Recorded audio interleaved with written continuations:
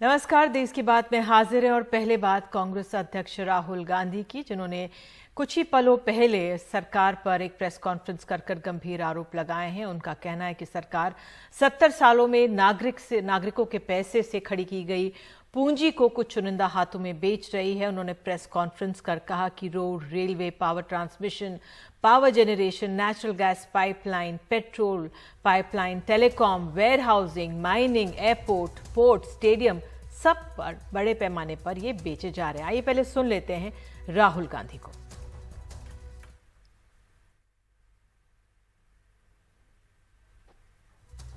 कल finance minister ने जो भी 70 साल में इस देश की पूंजी बनी थी उसको बेचने का डिसीजन ले लिया है। और ये जो सिलेक्शन किया गया है ये किन लोगों के लिए किया गया है और किस प्रकार से उनको फ्री गिफ्ट दिया जा रहा है। 400 स्टेशन, 150 ट्रेनें, रेलवे ट्रैक और वुडशेड। और जो हमारे रेलवेज के एम्प्लॉई हैं, आप भी बात समझ लीजिए, जब ये रेलवे से छीनकर किसी प्राइवेट एंटिटी को दिया जाएगा तो आप समझ लीजिए आपके रोजगार का क्या होने वाला है। क्या नाम दिया इसका, क्या कहते हैं इसका? नहीं, वो एक लाइन थी, नेशनल मोनेटाइजेशन पाइपलाइन। ये आपका भविष्य है। ये जो आपका भविष्य है इसको बेचा जा रहा है। इन 3-4 उद्योगपतियों को गिफ्ट दी जा रही है। तो हम देख सकते हैं कि कांग्रेस के शीर्ष नेता राहुल गांधी इस समय प्रेस कॉन्फ्रेंस कर रहे हैं। शायद ये प्रेस कॉन्फ्रेंस चल रही है। हम कोशिश करेंगे अपने सहयोगी उमा शंकर सिंह के पास जाने की, जो यहाँ पर मौजूद है, लेकिन फिलहाल अगर वो चल रही तो उसके ही अंश हम दिखा सकते हैं और सुन लेते हैं कि पहले यहाँ पे चल क्या रहा है। On the damage that has been caused to our position, I'll happily do it for you. I don't want to divert attention from this thing today. So today we'll discuss this, and Randeep can fix. I'm more than happy to have a press conference with you on details of what is going on. Sorry? Yeah.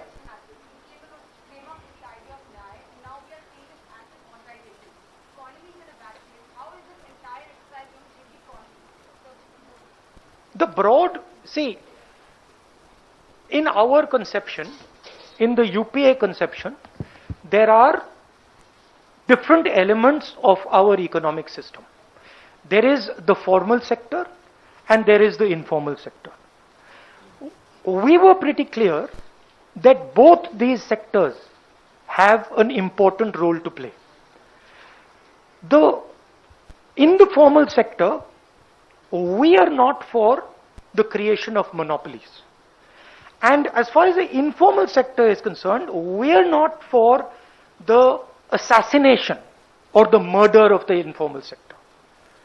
The Prime Minister of India is for the elimination of the informal sector, the assassination of the informal sector, and the creation of monopolies in the formal sector. This is huge part of what is going on here. And when you see airports going to the same person, ports going to the same person, everything going to 2 or 3 or 4 people, you are seeing the development of monopolies. The creation of monopolies in this country is extremely dangerous for this country. We have dealt earlier with a monopoly in India. It used to be called the East India Company. Right? It enslaved this country. It was basically a monopoly. That is what is happening now. We are heading into enslavement. So that is something that has to be understood. Demonetization, GST, the way they designed it, is designed to do 2 things.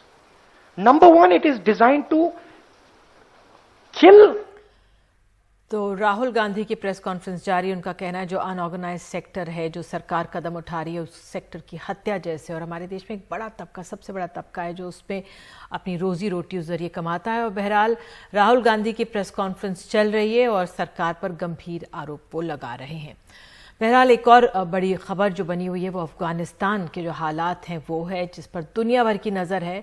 एक तरफ दुनिया भर के नेताओं का America पर दबाव है कि सैनिकों को निकालने पर कुछ और समय ले, तो तालिबान ने चेतावनी भी दे दी है इस पर कि इसके परिणाम भुगतने होंगे। संयुक्त राष्ट्र मानवाधिकार को लेकर आज स्पेशल सेशन भी हुआ, तो अफगानिस्तान के हालात पर G7 देशों की बैठक हुई। बहरहाल जो अपने देश की बात करें तो अफगानिस्तान की राजधानी काबुल से आज भी 25 भारतीय सहित 78 लोग भारत आए हैं। इन सभी को पहले भारतीय वायुसेना के विमान से ताजिकिस्तान की राजधानी दुशानबे ले जाया गया। ये सभी लोग एयर इंडिया की एक फ्लाइट से दुशानबे से दिल्ली पहुंचे। अफगानिस्तान से आई इस फ्लाइट में 3 गुरु ग्रंथ साहिब को भी लाया गया। ये तीनों गुरु ग्रंथ साहिब काबुल के गुरुद्वारे से सेवादार लेकर आए हैं। इनके स्वागत में केंद्रीय मंत्री हरदीप पुरी, वी मुरलीधरन मौजूद रहे। इसके बाद इन्हें पूरे सम्मान के साथ महावीर नगर के गुरुद्वारा श्री अर्जुन सिंह देव जी लाया गया। तो पहले ये रिपोर्ट देख लेते हैं। सोमवार को काबुल एयरपोर्ट पे दिखी ये तस्वीर। 3 गुरु ग्रंथ साहिब को पूरे सम्मान के साथ वहां लाया गया। मंगलवार सुबह काबुल से ताजिकिस्तान होती हुई जो फ्लाइट दिल्ली आई, उनके साथ ये दिल्ली पहुंचे। यहां केंद्रीय मंत्री हरदीप पुरी और वी मुरलीधरन इनको लेने आए। All I can say with great humility is that Mother India and the resolute decision making of the Prime Minister, we have always had a tradition of receiving our brethren, especially those in difficult circumstances in the neighborhood, and today what has happened is a manifestation of that. सुबह से ही इनके स्वागत के लिए भीड़ उमड़ी हुई थी। एयरपोर्ट के वीआईपी गेट से गुरुद्वारे तक इन्हें फूलों से सजी पालकी से लाया गया। धूमधाम से कीर्तन चलता रहा। फिर इन्हें दिल्ली के महावीर नगर के गुरुद्वारा श्री अर्जुन सिंह देव जी में विराजमान किया गया।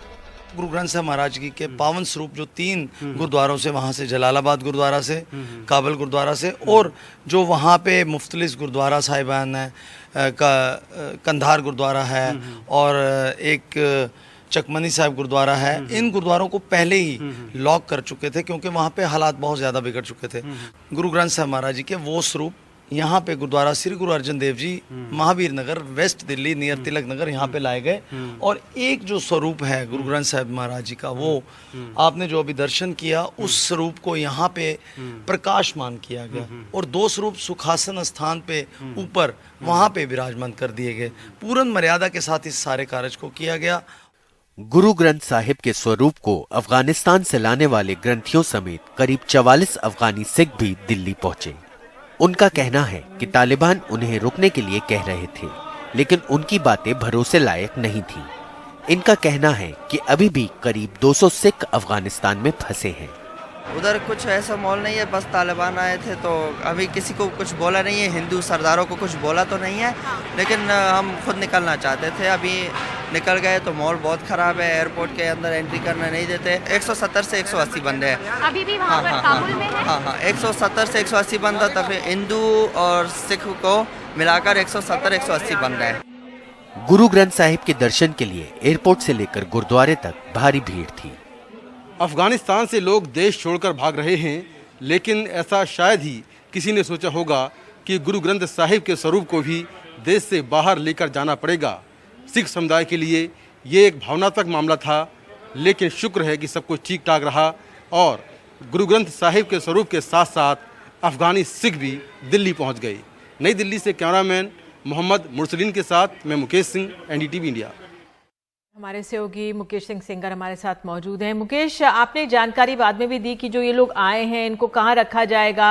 गुरु ग्रंथ साहिब जो आए हैं उनको तो हम गुरुद्वारे पहुंचा चुके हैं, लेकिन जो ये लोग आए हैं, इतने सारे 78 लोग आए हैं, उस बारे में क्या जानकारी? देखिए, जो सुबह फ्लाइट आई थी एयर इंडिया की, उसमें कुल 78 लोग आए हैं और 78 में करीब 44 अफगानी सिख हैं। लेकिन आज ही दिल्ली सरकार का और जो सेंट्रल गवर्नमेंट का एक ऑर्डर आया है जिसके मुताबिक जितने भी लोग अफगान से आएंगे उनको 14 दिन के लिए क्वारंटीन करना पड़ेगा। तो आज सुबह ये फ्लाइट पहुंची थी, सुबह सभी का RT-PCR टेस्ट हुआ। RT-PCR टेस्ट होने के बाद अब ये देखिए कि यहाँ पर जो CISF के लोग हैं उन्होंने पूरी घेराबंदी की हुई है और यहाँ से फिर सबको निकाल कर सामने जो ITBP की बसें खड़ी हैं, इसी बसों से छावला कैंप ले जाया जा रहा है, जहाँ पर सभी लोग 14 दिन के लिए क्वारंटीन रहेंगे। क्योंकि बेसिकली कल और परसों में जो लोग आए हैं उनमें कुछ लोग का कोरोना पॉजिटिव पाए गए हैं। इसके बाद सरकार ने फैसला किया कि अब जितने भी लोग आएंगे सभी को 14 दिन के लिए क्वारंटीन करना होगा और उसी के तहत अब एयरपोर्ट से जो छावला का ITBP कैंप है वहाँ पर ले जाया जा रहा है और वहीं पर सभी को क्वारंटीन किया जाएगा। तो फिलहाल 78 और लोग आज आए हैं और कल और परसों में करीब 300 लोग अफगान से दिल्ली पहुँचे हैं। काबुल पे तालिबान का कब्जा देश में खाने का जायका भी बिगाड़ रहा है। वहां से आने वाली सफेद हींग की सप्लाई पूरी तरह से बंद हो गई है। इससे देश में हींग के सबसे बड़े हींग के प्रोसेसिंग सेंटर हाथरस में व्यापार पर बुरा असर पड़ा है। यहां हींग के करीब 60 कारखाने हैं जो करीब 600 करोड़ का सालाना कारोबार करते हैं। देश में हींग के सारे बड़े ब्रांड्स अफगानिस्तान से गोंद की शक्ल में आने वाली हींग की यहां प्रोसेसिंग करते हैं जो पूरी दुनिया में सप्लाई की जाती है। हाथरस की हींग बाजार तमाम अंदेशों से घिरी है। इसकी पतली पतली पुरानी गलियों में कोई ऐसा घर नहीं जिसमें हींग का कारोबार ना होता हो। यहाँ बिकने वाली हजारों ब्रांड की हींग का सबसे बड़ा हिस्सा अफगानिस्तान से आता है, लेकिन वहाँ तालिबान के कब्जे के बाद हींग का इंपोर्ट पूरी तरह बंद हो गया है। तालिबान ने जो आयात निर्यात में जो रोक लगाई है उसका बहुत प्रभाव पड़ा। जो हमारा माल था वो वहीं ब्लॉक है, वो माल इंडिया आने पाया, उसकी वजह से मांग ज़्यादा थी और पूर्ति नहीं कर पाए, तो क्वालिटी भी नहीं आ पा रही है ढंग से और रेट भी काफ़ी उल्टे सीधे हो गए हैं। हींग इस फॉर्म में आती है, ये दूध में लिक्विड फॉर्म में आती है। इसको हम लोग जो है सन ड्राई करते हैं, ये प्योर हींग है, और इससे हम लोग जो है विभिन्न प्रकार की हींग है बनाते हैं अपना। राजेश अग्रवाल का परिवार करीब 100 सालों से हींग का कारोबार करता है। राजेश अफगानी हींग के बड़े इंपोर्टर हैं। वो हमें अपने कारखाने में अफगानिस्तान से आने वाली कंप्रेस्ड हींग दिखाते हैं। हाथरस में गली गली ऐसे कारखाने हैं। तालिबान की सरकार जब बनेगी उसमें इन लोगों में क्या आपस में पैक्ट होता है, क्या समझौता होता है, या आगे की उस पर नियत निर्भर करेगा। सर क्या लगता है, क्या हींग महंगी हो सकती है? अभी भी कम से कम 10% हींग के रेट बढ़ चुके हैं। भविष्य में 25% रेट के बढ़ने की उम्मीद है। जब कोई माल आएगा ही नहीं तो हींग के रेट तो स्वाभाविक रूप से बढ़ ही जाएंगे। हाथरस शहर की आधी आबादी किसी न किसी शक्ल में हींग के कारोबार से जुड़ी है। व्यापारी करीब 600 करोड़ सालाना का यहाँ का हींग का कारोबार बताते हैं। तमाम बड़ी कंपनियां यहाँ हींग प्रोसेस कर उन सारे देशों में सप्लाई करती हैं जहाँ भारतीय मूल की अच्छी आबादी है। आसपास से छोटे व्यापारी और आसपास के जिलों के आम लोग भी यहाँ की मंडी से हींग लेने आते हैं। वे भी हींग ना मिलने के अंदेशों से घिरे हैं। खाने में बेसिकली हम डालते हैं और हमें ज़रूरत है हींग की। बिना हींग के ना तो सब्जी में टेस्ट आता है ना स्वाद आता है। हम अपनी आवश्यकता अनुसार जो हमें हींग अच्छी लगती है हम ले जाते हैं, और हींग खाना हमें अच्छा नहीं लगता है क्योंकि ये हमारे स्वास्थ्य के लिए भी अच्छी है। यूं तो हींग हिंदुस्तान में उज़्बेकिस्तान और ईरान वगैरह से भी आती है, लेकिन उसका सबसे बड़ा हिस्सा अफगानिस्तान से आता है, जहां के पहाड़ों में पाए जाने वाली एक पौध के तनों और जड़ों से निकलने वाली गोंद से वो बनाया जाता है। अगर उसका इंपोर्ट ज़्यादा वक्त तक बंद रहा तो जाहिर है कि उसके कारोबार पे बुरा असर पड़ेगा। हाथरस में अश्विनी और कैमरामैन राजेश गुप्ता के साथ कमाल खान, NDTV इंडिया। और देश की बात में आगे महाराष्ट्र में राजनीतिक बवाल है। नारायण राणे हुए गिरफ्तार, शिवसेना और बीजेपी कार्यकर्ता भिड़े।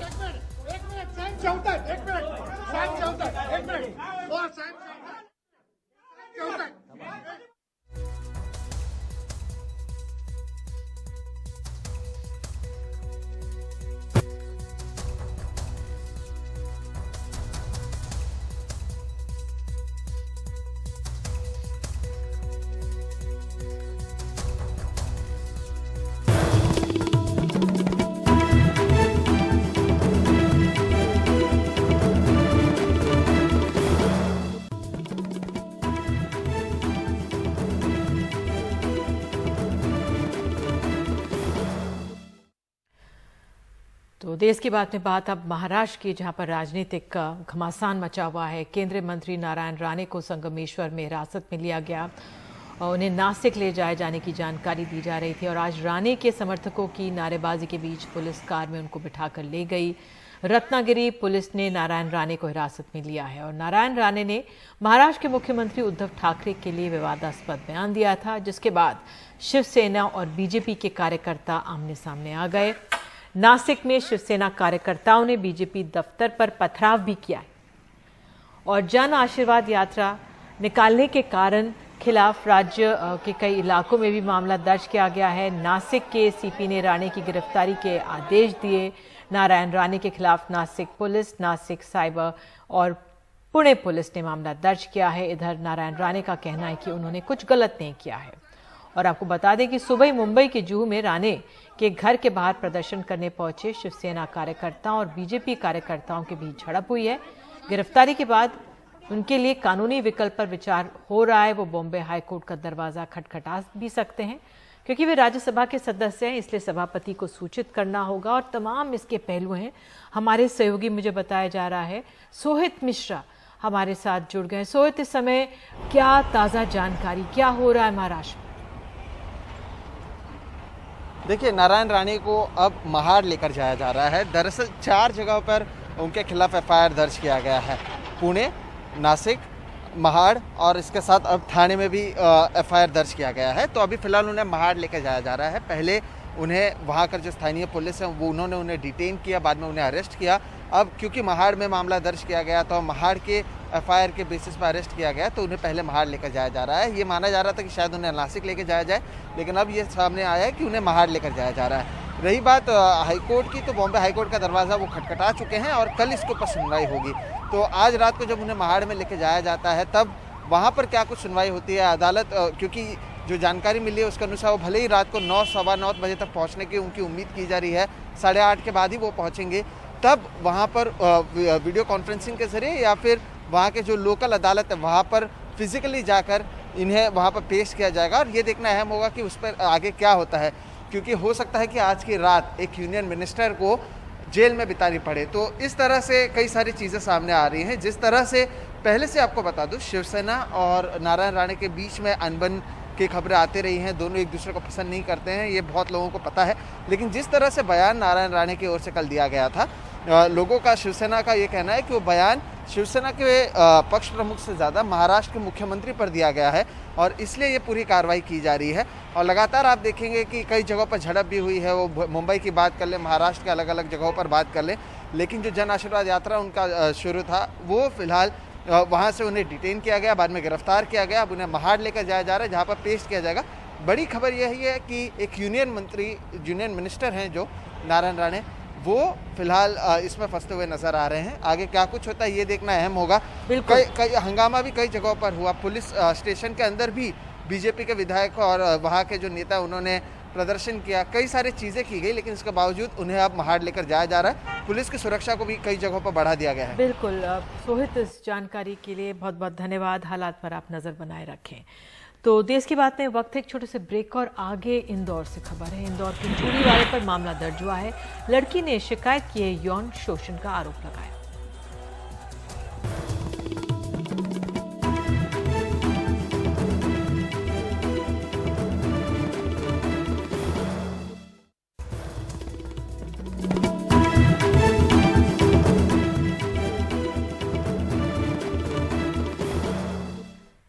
देश की बात में खबर है अब मध्य प्रदेश से। इंदौर में चूड़ी वाले तस्लीम की पिटाई का मामला और पेचीदा हो गया है।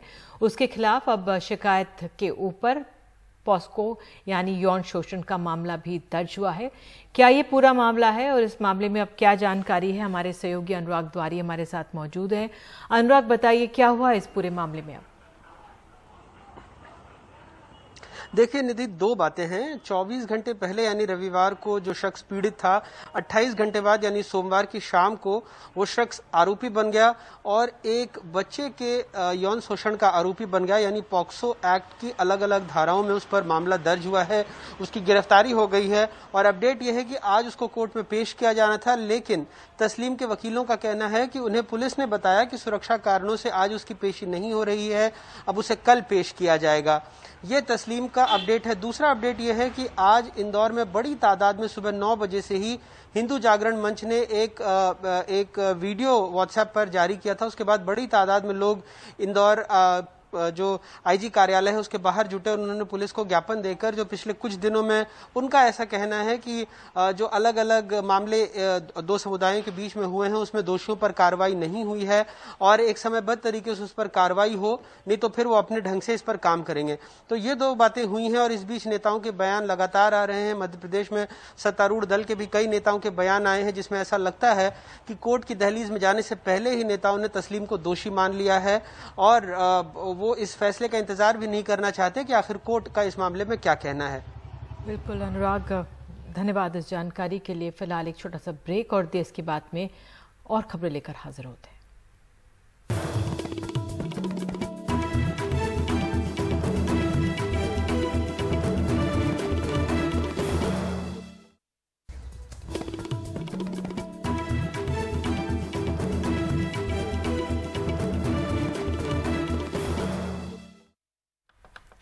तो देश की बात में हम आपको लिए चलते हैं हिमाचल प्रदेश। हिमाचल प्रदेश के एक दूर दराज के गांव में आज़ादी के बाद पहली बार जश्न मनाने प्रशासन के लोग पहुंचे हैं। आज़ादी के 75 साल हो रहे हैं, लेकिन कांगड़ा के बैजनाथ उपमंडल के इस दूर दराज गांव बड़ा भंगाल में अब तक तिरंगा नहीं लहराया गया था।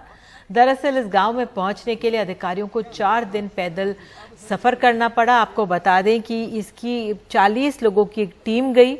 यहाँ पे ना तो सड़क है और ना बिजली है, तो हम समझ सकते हैं क्यों ये पूरी आबादी से देश से कटा हुआ रहा। इसकी ऊंचाई 15,500 फुट की है जहाँ पर ये गांव है।